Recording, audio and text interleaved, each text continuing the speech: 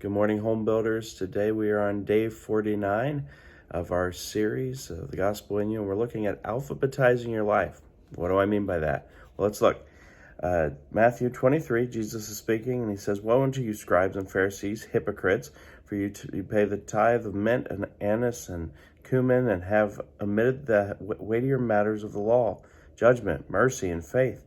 These ought you to have done, and not to leave the other undone. You blind guides, which strain at a gnat and swallow a camel. Woe unto you, scribes and Pharisees, hypocrites, for you make clean the outsides of the cup and of the platter, but within they are full of extortion and excess." Well, there's a lot of things that could be said from this one, but we're talking about priorities in this, and we can allow good things even to get in the way of what is most important. And as we come to the end of the year, this is perfect timing for this as we reconsider how we've been living our lives as we go into a new year. We have to be very careful that we don't put the urgent in front of the important.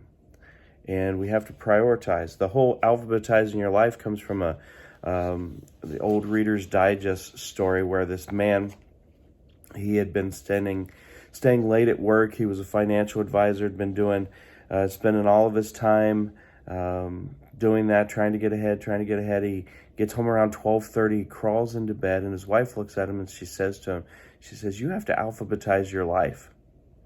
He's like, "What?" And she looked at him and she says, "Yeah, you need to alphabetize your life. Wife becomes before work." And he got it from that point on. Nothing is to take the place of God in our life. He is first and foremost.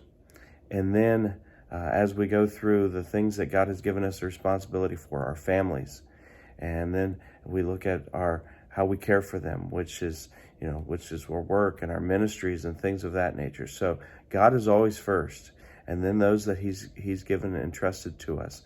So those must become next, and on we go down the list from there. We know this because in Colossians 1:18, Paul says, "And He is the head of the body, the church, who is the beginning, the firstborn from the dead, that in all things He might have preeminence." There is no part of life where God should not come first.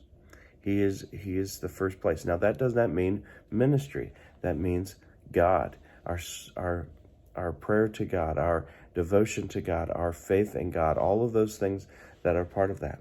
And then as we care for our family and as we go into our ministries and our work and all of those types of things, they come next. So give Christ priority over everything else in your life. Pretty simple thought, but hard to do. Man, that's a hard one to do. And let's work on that as we go into the new year. Hope you guys have a great day. Love you guys. Bye.